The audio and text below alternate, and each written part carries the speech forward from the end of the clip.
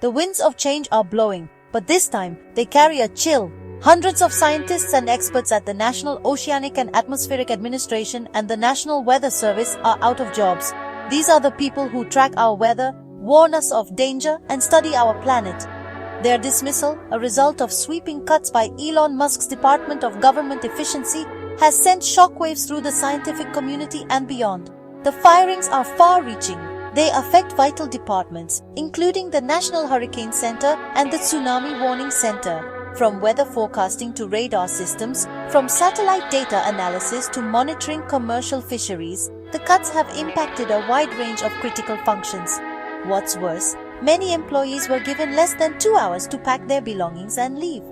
The abruptness and scale of the firings have left many reeling, wondering what this means for the future of weather prediction and climate research in the United States. The speed and secrecy surrounding the firings have only fueled the controversy. Many employees, some with decades of experience, were caught completely off guard. The lack of transparency has raised serious questions about the motivations behind the cuts and the potential long-term consequences for NOAA's ability to fulfill its mission. As the nation braces for another hurricane season and the increasing threat of extreme weather events, the timing of these firings couldn't be worse. The impact of the NOAA and NWS firings is already being felt. NOAA's Great Lakes Environmental Research Laboratory, a key institution for studying and protecting one of the world's largest freshwater ecosystems, has been forced to cease public communication services. Concerns are mounting about the potential for less accurate weather forecasts and delays in updating crucial maritime maps. The ability to release weather balloons from a station in northern Alaska, data critical for global weather models, has also been compromised. The firings have sparked outrage and concern from scientists, environmental advocates, and Democratic legislators alike.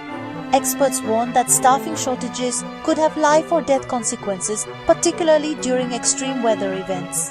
The private sector, while often touted as a solution, is unlikely to fill the void left by these experienced government scientists. The long-term effects on our ability to predict and prepare for natural disasters are deeply troubling. The human cost of these firings is impossible to ignore. Andrew Hazelton, a physical scientist and veteran of NOAA's hurricane hunters, is one of the many whose lives have been upended. Despite a long and distinguished career, he was given a pink slip with little explanation.